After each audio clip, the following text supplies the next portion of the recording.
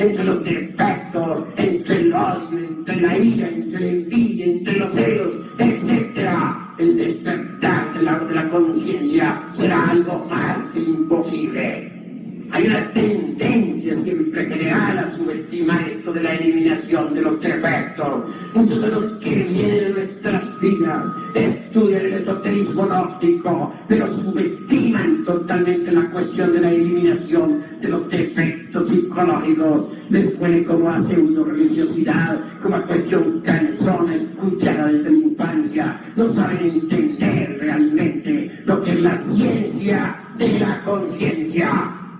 Amigos, no estoy invitándolos a santificaciones ni a puritanismos de ninguna especie. Estoy únicamente indicándoles el camino de la muerte mística, el camino de la liquidación budista y de la gran realidad. Amigos, en verdad quiero decirles a ustedes en forma enfática que ni los materialistas ni los espiritualistas, ninguno de estos dos polos de la sustancia única pueden darnos la experiencia de lo real. Ha llegado la hora de autoexplorarnos, de autoconocernos, para poder saber quiénes somos, romper cadenas y dar el gran salto en el vacío iluminador. Paz y fe. Not only the crazy ones, but everyone depends on the moon. The moon is like a great weight for the planetary organism in which we live, that is, for the planet Earth. Look at the influence of the moon on plants. During the waxing moon, the sap is found especially in the upper part of the plants. During the waning moon, the lunar influence causes the sap to descend and concentrate very specifically in the lower part of the trunk and roots.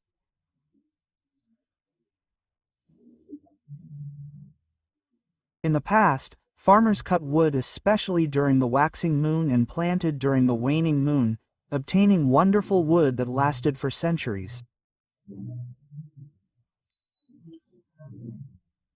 Now people have forgotten about the lunar influence and cut wood during the waning moon and plant during the waxing moon, resulting in wood that very quickly spoils. For example, people born under the sign of Cancer especially change their character according to the influences of the moon.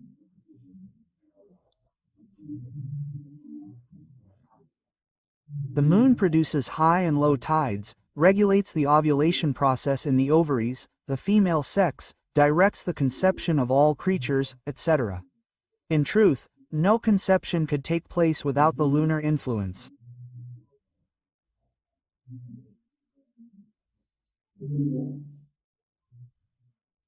The moon is obviously also related to diseases. The lunar cycles govern typhus, smallpox, etc.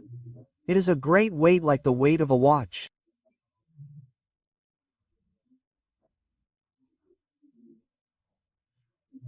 Just as the weight of a watch makes the clock or the pendulum work, so also the pendulum weighs the moon, makes all of nature, all of this earth work.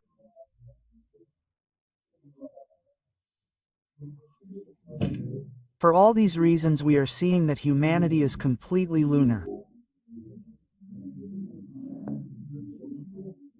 And if we observe the pendulum of a clock, we will see that it is 100% mechanical and that it governs all the mechanics of the clock.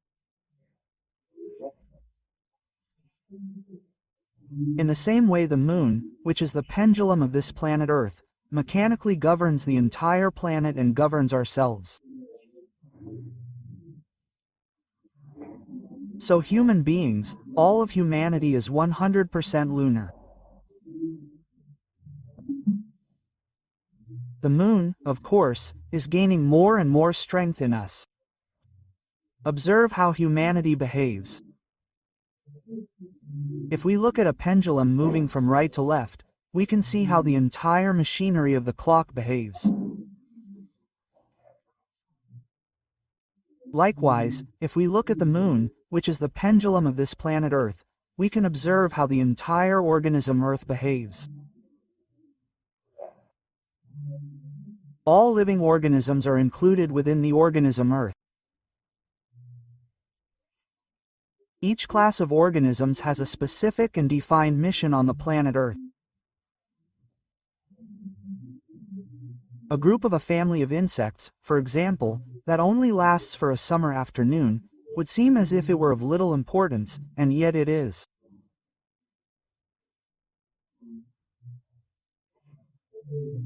That class of beings captures a certain type of cosmic waves that it instinctively transforms and internally retransmits to the upper layers of the planetary organism in which we live. A family like that of tigers, we would say, what does that have to do with this matter?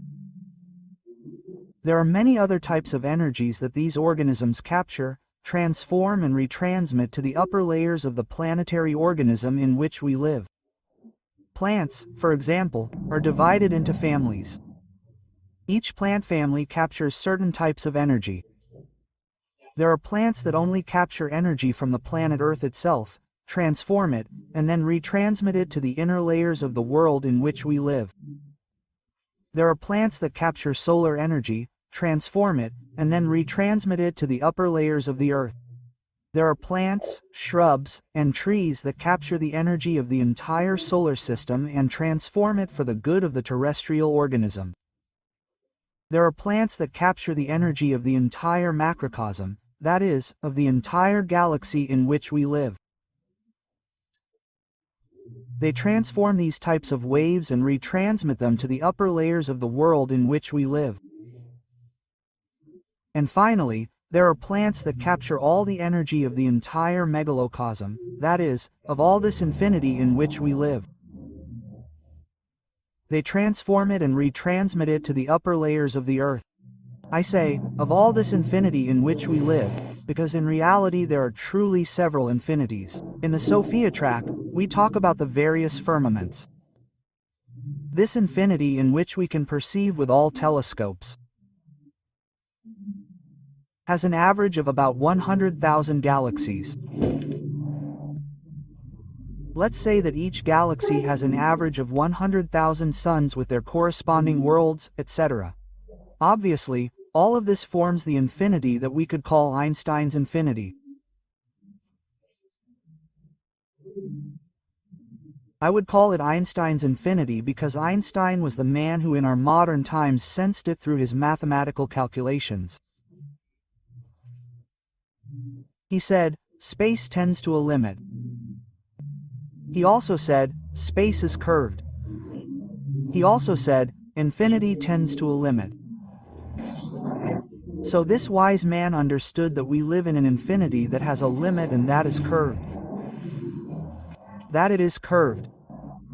Beyond this infinity there is an empty space, and far beyond that empty space there continues another infinity. And beyond that other, there is another empty space, and then another infinity continues. So we have the thesis of the various infinities.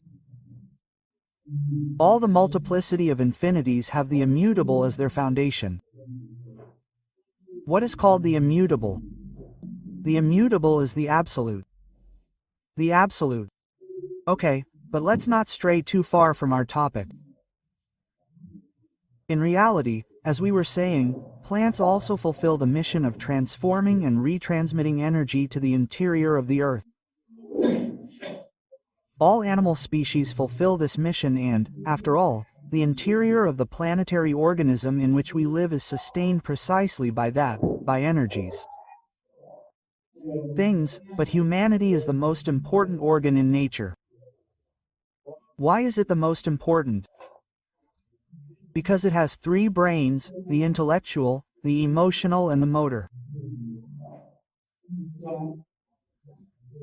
The intellectual is located inside the brain, the physical, the emotional is in the heart, and the motor is in the upper part of the rose thorn. This makes humanity the most important organ. It can assimilate certain types of energies and then transform them and retransmit them to the upper layers of the Earth. So we have to know that each human being is a magnet for transforming energy. That's what they live for, that's what they exist for under the sunlight. It is completely mechanical and we are regulated by the moon. Free will itself is almost non-existent. Imagine for a moment a violin inside its corresponding case. There is barely a small and insignificant margin existing, of course, between the musical instrument and the case. Such a margin, by similarity, would give us an indication of the type of free will that we possess. However, it is possible for us to expand that small free will by working on ourselves, ceasing to be machines. All of us, together with all the creatures that live on the surface of the earth and that constitute, let's say, the organic world, are the machinery of this great organism called iron. The pendulum that makes this complicated organism move is the moon. Humanity, starting from that principle, is completely mechanistic and is becoming more and more mechanistic every day. It is necessary to create a psychological moon within ourselves. Only in this way could we stop being mechanistic within ourselves. Today, all we have is a mechanical center of gravity. Such a center lies in the personality. Obviously, our personality includes what we were taught, the example of our elders in the family, what we learned in school, on the street, in the restaurant, in the canteen, etc. All of that constitutes personality. That is where we have our center of gravity. The more brilliant a personality is, the more cultivated it is, the more it stands out and is respected by others. Great plenipotentiaries and great ambassadors are respected, so are ministers, the government.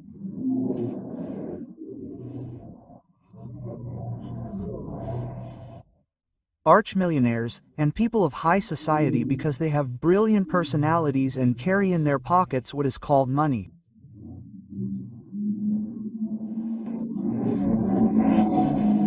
Some have fascinating intellectual culture and this makes their appearance even more brilliant. So our center of gravity today is in personality. Unfortunately, those who do not have money are not respected. I know there was a sign in New York that said, "Who are you? Money speaks for you. As much as you have, so much you have. If you do not have money, earn it by working. And if you can't get it by working, always get it." That port, that sign or that billboard existed in New York. I don't know if it still existed, but it did. Perhaps, having money covers up humanity's worst psychological defects. With money, all doors in the physical world open. Money is a powerful gentleman. What does this mean? That we have the center of gravity of the personality. If a person doesn't have much money, if they are poor, if they live in a humble house and are poorly dressed, then everyone doesn't even look at them. Such a person is not even looked at. They simply do not exist for the powerful. Why? Because they have their center of gravity in their personality, and if others have a very small, very weak center of gravity, they are not even taken into account. This means that there are centers of gravity that are stronger than others. The center of gravity of the personality of, for example, a Ford or the President of the United States is not the same as the center of gravity that, for example, a humble pick and shovel worker might have. The stronger the center of gravity of the personality, the more they are respected. That is clear. But that center of gravity is completely mechanical. We need to create a new center of gravity, but not a mechanical one, but a conscious one. Is it possible to create it? Yes, it is possible. If we create it, we would move from the mechanical center of gravity to the conscious center of gravity. But we cannot move from the mechanical center of gravity to the conscious center of gravity in this way,